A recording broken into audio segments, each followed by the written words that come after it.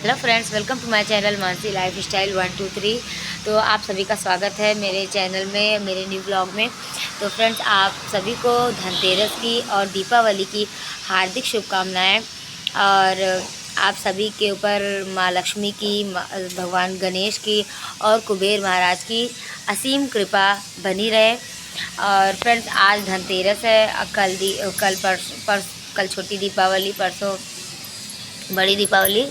छोटी दीपावली हम लोगों के यहाँ बोला जाता है, बहुत लोग उसको नरक चतुर्दशी भी बोलते हैं। नरक चतुर्दशी और छोटी दीपावली एक ही है। तो अभी अभी मैं आप लोगों को बताना चाहूँगी, आप लोगों ने मेरे वीडियोस में देखे होंगे, प्रीवियस वीडियोस मैंने डाले हैं, उसमें आप लोगों ने देखे होंगे।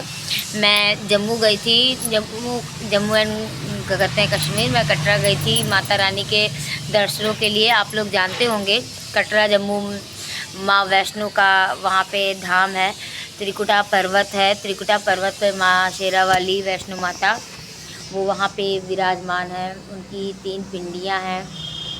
उनका उनका स्वरूप तीन पिंडियाँ जो हैं वो माँ विंध्यवासिनी, माँ सरस्वती, माँ लक्ष्मी और माँ पार्वती जो है, माँ गौरी, वो तीनों माताओं का स्वरूप एक पिंडी के रूप में वहाँ पे विराजमान है।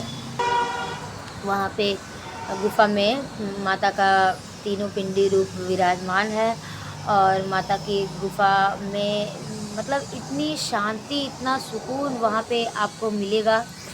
वहाँ पे मैंने देखा कि वहाँ पे मतलब वहाँ मंदिर के अंदर मोबाइल अलाउ नहीं है। वहाँ पे जमा हो जाता है चमड़े का पर्स बैग, कोई भी सामान आप नहीं ले जा सकते। प्रसाद के अलावा कोई भी सामान वहाँ ले जाना अलाउड नहीं है।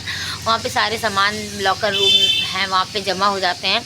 तो फ्रेंड्स, इसलिए मैंने क्या कहते हैं, मैं वहाँ का वीडियो नहीं बना पाई, लेकिन भवन के बाहर का मैंने बहुत सारे वीडियोस बनाए हैं। वो सब मैंने कुछ वीडियोस अभी डाले हैं। कुछ वीडियो दीपावली के वजह से मैं नहीं डाल पाई, क्योंकि दीपावली के भी वीडियोस डालने हैं, कॉमेडी वीडियोस जो हैं। तो मैं कोशिश करती हूँ 2-4 वीडियो दीपावली के डाल रही हूँ, 2-4 वीडियो। और अभी और मैंने कटरा से जम्मू के बीच में जो नज़ारा है ट्रेन से जाते वक्त, इतनी सारी सुरंगें हैं, इतनी सारी पहाड़ों को काट काट के सुरंगें बना के रेल की पटरी बिछाई गई है। और जो रेल लाइन बनाई गई है पहाड़ों के बीच से, वहाँ का नज़ारा इतना सुंदर, इतना भव्य नज़ारा है। वो सब मैंने कैमरे में कैप्चर किया, मैंने मोबाइल में उसका वीडियो रिकॉर्डिंग की है। वो सब आप लोगों को मैं वीडियो के माध्यम से भेजूँगी। आप लोग देखिएगा, उसको मैं वीडियो अपलोड करूँगी, आप लोग देखिएगा। कुछ वीडियोस मैंने डाले हैं, 2-4 वीडियोस अभी बाकी हैं। मैंने उनको अनलिस्टेड करके रखा है, वो धीरे धीरे मैं आप लोगों को भेजूँगी। तो अभी दीपावली पे मैं अभी क्या कहते हैं धनतेरस के एक दिन पहले मैं आ गई। अभी मैं कल ही आई हूँ, 16 तारीख को मैं आई। मैं 13 तारीख को गई और 14 को पहुंची। 15 को मैंने अर्धकुमारी में दर्शन किया, 16 को मैंने भवन में और भैरव बाबा का दर्शन किया। उसके बाद मैं क्या कहते हैं 16 को ट्रेन पे बैठी, 17 को मैं पहुंच गई अपने घर। वहाँ पे भैरव बाबा में बंदर इतने ज़्यादा हैं फ्रेंड्स कि सारा प्रसाद छीन लेते हैं। भैरव बाबा में जो हमने प्रसाद चढ़ाया, मेरे पापा ने प्रसाद भी चढ़ाया था, सारा प्रसाद लोगों का मतलब 100 में से 20% लोग ही ऐसे होते हैं जिनका प्रसाद वापस चला है। अदरवाइज़ सारे लोगों का प्रसाद बंदर छीन के खा जाता है। अगर ना दो ना तो मतलब छीन के झपट्टा मार के कैसे भी करके वो आपसे प्रसाद ले ही लेगा। बहुत कम ही लोग लुका छुपा के ले आ पाते हैं। मैंने भी शॉल के बीच में, वहाँ पे बहुत ठंड थी तो मैंने शॉल ओढ़ा हुआ था वहाँ पे, शॉल के पीछे मैंने छुपाया हुआ था। फिर डुगू को मैं मंदिर से निकलने के बाद मैं डुगू को शूज़ पहनाने लगी। तो जैसे ही मैं शूज़ पहनाने के लिए डुगू को चेयर पे बिठाया मैंने, वैसे ही बंदर ने पता नहीं कैसे उसने ध्यान दिया हुआ था, जैसे एक चोर होता है ना, ताड़ता रहता है, जैसे वहाँ के बंदर ताड़ते रहते हैं, और वैसे ही उसने खींच के जल्दी से झपट्टा मार के प्रसाद लेके भाग गया। और पापा ने जैसे ही मंदिर में प्रसाद चढ़ाया, और मंदिर में जहाँ प्रसाद ही चढ़ती है वहाँ भैरव बाबा में, वहाँ पे भी बंदर बैठे रहते भैरव बाबा के पास।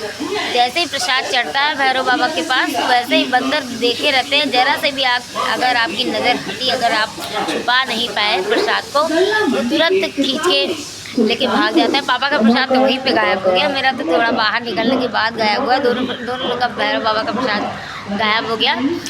भवन में जो प्रसाद हम लोगों ने चढ़ाया था, वो प्रसाद रिटर्न करके लेके आए सबको। हम लोगों ने आसपास बांटा प्रसाद सभी को, जितने लोगों को हम बांट सके हम लोगों ने बांटा प्रसाद। वहाँ पे ड्राई फ्रूट्स, अखरोट वगैरह सब लिया, एप्पल वहाँ के लिए। लेकिन एप्पल क्या होता है कि वहाँ पे एप्पल आपको अच्छे, मैंने अखरोट लिए, इतने अच्छे अखरोट, उसने मुझे हाथ में फोड़ के अखरोट दिखाया, लेकिन वहाँ पे इतना धांधली है। अगर आप ना जानते रहें ड्राई फ्रूट्स को ख़रीदना, तो आपको वो उल्लू बना देंगे, क्योंकि वो अपने हाथ से फोड़ के दिखाएंगे।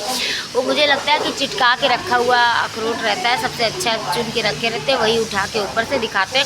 उसके बाद मेरी नज़र के सामने ही उसने अखरोट उठा के फोड़ा। मैंने सोचा बहुत अच्छा अखरोट है, सबसे महंगा वाला अखरोट उसके यहाँ पे जो था, मैंने वही ख़रीदा। उसके बाद भी वो घर पे लाने के बाद वो एक अखरोट फूट नहीं रहा था, किसी तरह से लोढ़े से फोड़ना पड़ा, तब जाके उसमें से अखरोट खाने को निकला। ये तो बात थी। और एप्पल भी जो हमने लेके आया, वो भी उसमें से भी थोड़ा सा दब गया। एप्पल रास्ते में लाने पे, सामान ले जाने में वो भी दब गया। एप्पल तो मैंने हाथ से चुन के लिए थे, लेकिन फिर भी वो दब गया। वहाँ पे एक दो रख देते हैं ऐसा कि मतलब आप समझ नहीं पाएंगे, ऐसा वो वहाँ पे करते हैं। लेकिन जाने दो, भगवान का, माता रानी का वो था। और रास्ते में मैंने स्वेटर, शॉल, ये सब अपनी बच्चियों के लिए स्वेटर लिया था, अपने लिए शॉल लिया था। रास्ते में मैंने बैग में रखा हुआ था। बैग जैसे ऊपर एक बना रहता है ना कंपार्टमेंट रखने वाला, उस पर मैंने रख दिया था। तो कुछ लोग रास्ते में चढ़े, तो मुझे लगता है उन्हीं लोगों ने उसको चुरा लिया जो ऊपर ही रखा हुआ था।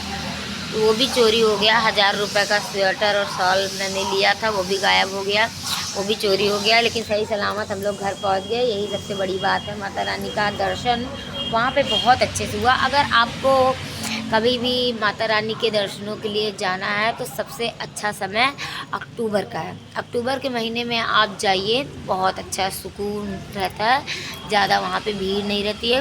देखिए अक्टूबर में ठंडी बढ़ना स्टार्ट हो जाती है, नवंबर में बहुत ज़्यादा ठंडी होती है। वहाँ पे अक्टूबर के महीने में अगर आप जा रहे हैं, तो वहाँ पे अगर आपका छोटा बच्चा है, तो उसके लिए आपको मोजे रखने पड़ेंगे, पैजामे और स्वेटर 1-2 रखने पड़ेंगे। वहाँ पे ऊपर भवन में ठंडी होती है। तो मैंने भी आप डुगू के लिए 2 स्वेटर लिया था। 2 स्वेटर मैं लेके गई थी डुगू के लिए। अपने लिए शॉल लेके गई थी, शॉल मैंने ओढ़ा हुआ था, ठंडी लग रही थी वहाँ पे।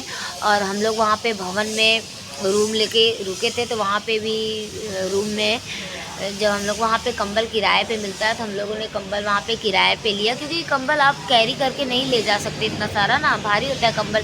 तो वहाँ पे किराए में बहुत अच्छा सुंदर कंबल दिया था किराए पे। 500 रुपये सिक्योरिटी उसने ली, 500 रुपये सिक्योरिटी जमा किया था वहाँ पे होटल वाले ने। उसके बाद 500 जमा करने के बाद फिर उसने कंबल दिया, और जब कंबल हमने वापस किया तो उसने 500 रुपये रिटर्न कर दिए। बस सिक्योरिटी के रूप में उसने कंबल का रखवाया था। मान लीजिए कोई कंबल लेके अगर चला भी जाता है तो 500 रुपये वापस नहीं होगा। और 100 रुपये लॉकर का जमा करवाए थे। लॉकर के लिए ताला, इतना बड़ा ताला देते हैं, लॉकर देते हैं, उसमें आप सामान रखिए अपना। और अगर आपने चाबी घुमा दी तो फिर आपकी जिम्मेदारी है, आपकी ज़िम्मेदारी। अगर आपने चाबी खुआ दी तो फिर आपका सामान जल्दी से फिर वापस नहीं हो पाएगा। यही सब बात है। या आपका सामान ज़्यादा महंगा है, अगर आपने चाबी घुमा दी तो फिर आपको बात करनी पड़ेगी, उसका जुर्माना देना पड़ेगा, जो भी उसका ताले का चार्ज होगा उसका चार्ज होगा। बहुत कम ही मुश्किल ही हो पाता है। उन लोग चाबी में डोरी डाल के देते हैं ताकि आप खुआ ना सके, गले में डाल सकें। तो हमने भी वहाँ पे जो चाबी ली थी उसको गले में टांगा हुआ था, गले में टांग के ही घूम रही थी मैं। फिर हमने भवन में दर्शन किया, अर्धकुमारी में गर्भजून गुफा के दर्शन किए। इतनी सुंदर माता रानी की गुफा, मतलब आप समझ लीजिए उसकी चौड़ाई 1 फुट से ज़्यादा उसकी चौड़ाई नहीं थी। 1 फुट 1.5 फुट की उसकी चौड़ाई थी। 1 फुट जितनी चौड़ी मैं हूँ, इससे थोड़ा सा ज़्यादा होगा बस। और उस गुफ़ा में से पतले मोटे सभी लोग निकल जाते हैं। मतलब थोड़ा इधर करके फिर इधर टर्न करके टेढ़ी मेढ़ी गुफ़ा है। मैं यही सोच रही थी वहाँ पे, मैं गर्भगिरी गुफ़ा में जब मैं घुसी अर्धकुमारी में, तो मैं यही सोच रही थी कि माता रानी 9 महीने इस गुफ़ा में कैसे रही होंगी। 9 महीने माता रानी वैष्णो माता वहाँ 9 महीने उस गुफ़ा में रही, भैरव से छुप के कि भैरव उन्हें ढूंढ ना ले। लेकिन लास्ट जब 9 महीने पूरे हो गए, भैरव तब भी आतंक मचाया हुआ था, सबको परेशान कर रहा था। तो भैरव तब उसको माता रानी ने उसका संहार किया। तो माता रानी उसको दौड़ाते हुए लेके गई एकदम पहाड़ी की ऊंचाई तक मैं माता रानी चली गई। जब तो फिर उसके बाद भैरव ने माना नहीं, तो फिर माता रानी का भैरव बाबा से वहाँ युद्ध हुआ। बहुत ऊंचाई पे, सबसे ऊंची पहाड़ है वहाँ पे, समझ लीजिए हम लोग गए थे वहाँ पे, पहाड़ों पे सिर्फ बादल ही बादल दिख रहे थे। वहाँ से ऐसा लग रहा था जैसे बादल एकदम पास में ही है। मैंने आप लोग देखिएगा, मैंने वीडियो डाला है, आप लोग देखेंगे कि बहुत मतलब एकदम बादल वहाँ पे भैरव बाबा पे उड़ता रहता है। माता रानी उसको क्या कहते हैं, माता रानी आगे भागती गई कि इसका वध ना करना पड़े, ये सुधर जाए। लेकिन वो सुधरा नहीं। फिर आखिर में माता रानी ने उस पहाड़ी पे उसका वध कर दिया। फिर वध करने के बाद जब माता रानी से उसने बोला कि मैं तो इतना कुपित हूँ, फिर भी आपने मेरा संहार करके, मेरा वध करके मुझे मोक्ष प्रदान किया। फिर माता रानी ने उसको कहा कि जो भी हम मेरा दर्शन करने मेरे दर्शनों को आएगा, बिना तुम्हारे दर्शन किए उसकी यात्रा सफल नहीं होगी। इसी वजह से लोग भैरव बाबा का दर्शन करने जाते हैं सबसे ऊंची पहाड़ी पे। माता रानी की जो पहाड़ी है, माता रानी जहाँ विराजमान है भवन में, माता रानी का जो भवन है उससे भी ऊपर क्या कहते हैं, भैरव बाबा का मंदिर है। भैरव बाबा की मंदिर माता रानी के मंदिर से 2-2.5 किलोमीटर के लगभग दूर पड़ती है, 2.5 किलोमीटर। इतनी ऊंची खड़ी चढ़ाई आप चढ़ नहीं सकते।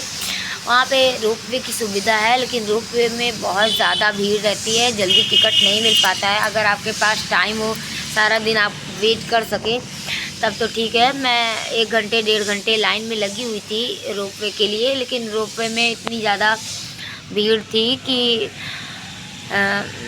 मिल नहीं पा रहा था टिकट। फिर भी मैं लाइन में लगी हुई थी। उसके बाद फिर सुनाई दिया कि टेक्निकल प्रॉब्लम हो गई, तो टेक्निकल प्रॉब्लम की वजह से टिकट मिलना बंद हो गया। फिर मैंने पैदल ही यात्रा स्टार्ट कर दिया। उसके बाद जब मैं चली गई, मैं पहुंच गई, फिर टेक्निकल प्रॉब्लम ठीक हो गई, फिर से रोपवे चालू हो गया। तो ये है कि मतलब वहाँ पे रोपवे बहुत अच्छी सुविधा है। रोपवे चलने लगा है वहाँ पे। 100-150 रुपये रोपवे का किराया है, आना जाना दोनों लेके। रोपवे में 100-150 रुपये लगते हैं, ज़्यादा नहीं लगते हैं। वहाँ पे बैटरी रिक्शा नहीं, बैटरी वाली वैन जो होती है, बैटरी वाली वैन चलती है। वहाँ से अर्धकुमारी से भवन तक बैटरी चलती है। बैटरी वाली जो क्या कहते हैं वैन होती है, हम लोग उसी से गए थे। अर्धकुमारी से भवन हम लोग जाते वक्त भी बैटरी वाली वैन से गए और आते वक्त भी बैटरी वाली वैन से गए। वहाँ पे ऑफलाइन वालों को टिकट कम ही मिल पाता है। ऑनलाइन जो पहले से किया रहता है उसको प्राथमिकता पहले देते हैं, उनको पहले टिकट मिल जाता है। जो ऑनलाइन टिकट बुक किए रहते हैं उनको जल्दी उनका नंबर आता है।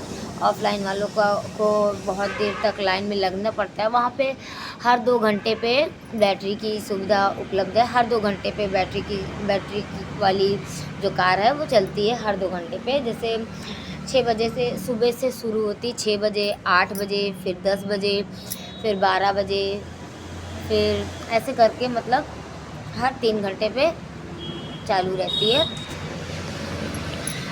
तो हम लोग सुबह जाते वक्त भी उसी से गए, आते वक्त भी उसी से आए। और माता रानी के दर्शन बहुत अच्छे से हुए थे। जिस तरह से मैं डर रही थी, आप लोगों को पहले मैंने वीडियो में जाते वक्त मैंने व्लॉग बनाया था, उसमें मैंने बताया था आप लोगों को कितना मुझे डर लग रहा था कि पता नहीं माता रानी के दर्शन हो या नहीं हो। क्योंकि न्यूज़ में इतना ज़्यादा सुनाई दे रहा था कि वहाँ पे भूस्खलन हो रहा है, वहाँ पे बहुत क्रिटिकल कंडीशन हो गई थी। काफ़ी लोग, पानी जब बरस रहा था तो।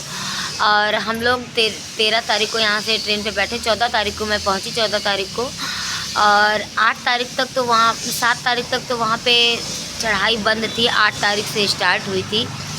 मैं माता रानी से यही मना रही थी, माता रानी ने अपने दर्शन अच्छे से देना, और माता रानी ने बहुत अच्छे से दर्शन दिया, बहुत आराम से दर्शन हो गया, बहुत ज़्यादा भीड़ नहीं थी। तो आप लोगों को अगर जाना हो तो अक्टूबर के महीने में जाइए, बहुत अच्छा रहेगा। और मैं तो हो आई माता रानी के दर्शनों के लिए, और माता रानी से यही मैंने प्रार्थना की कि माता रानी की कृपा हो और मैं अच्छे से पैसे कमाऊं, और बच्चों को अपने अगली बार सबको पूरे परिवार के साथ मैं जाऊं माता रानी के दर्शनों के लिए, और माता रानी की कृपा बनी रहे, माता रानी ऐसे ही अपना दर्शन देते रहें और हर साल मैं माता रानी के दर्शन कर सकूं। और फ्रेंड्स, आप सभी को मैं कहना चाहूँगी, एक बार माता रानी के दर्शनों को ज़रूर जाएं, बहुत अच्छा लगता है। और देखिए वहाँ पे सुविधाएं हैं, सुविधा लेकिन है, सुविधा पैसे खर्च करने होते हैं, सुविधा सारी वहाँ पे मिलती है। पैदल अगर आप चल सकते हैं तो ठीक है, नहीं तो वहाँ पे पालकी की, घोड़े की, रिक्शे की, रोपवे की सारी सुविधाएं हो गई हैं, तो आप लोग जा सकते हैं। अगर आप में पैदल चलने की शक्ति है तो आप पैदल चलिए, अगर आपके पास पैसे हैं तो आप रिक्शा करिए, घोड़े करिए, पालकी करिए, पिट्ठू करिए। छोटे बच्चों के लिए वहाँ पे वॉकर जो होता है नहीं, वॉकर स्टॉलर है, स्टॉलर से लोग, एक आदमी होता है वो स्टॉलर से आपके बच्चे को लेके जाएगा, साथ साथ आपके रहेगा, चढ़ाई करते समय भी उतरते समय भी स्टॉलर की सुविधा उपलब्ध है वहाँ पे हर जगह।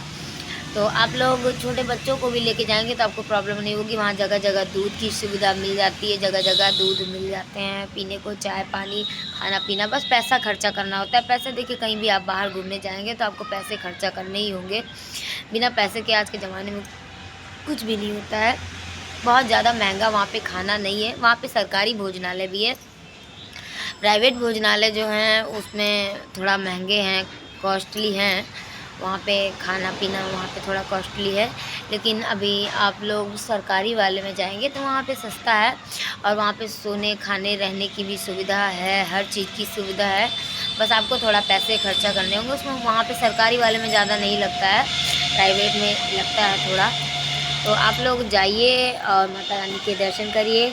मैं तो दर्शन कराई, और माता रानी से यही प्रार्थना करूँगी कि आप लोग भी जब जाएं तो माता रानी के दर्शन आप लोगों को भी अच्छे से हो, माता रानी का बुलावा आप लोगों को भी जल्दी आए, और मुझे भी दोबारा जल्दी से माता रानी बुलाएं। मैं 3 बार हो आई हूँ, एक बार मैं बहुत छोटी थी तो मेरा मुंडन हुआ था वहीं पे, मेरा मुंडन वहीं पे हुआ था। दूसरे बार मैं अपने बच्ची मेरी छोटी थी तब मैं गई थी, अब की बार मैं तीसरी बार गई हूँ।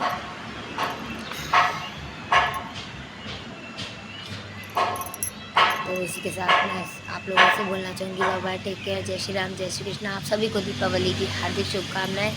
जय माता दी।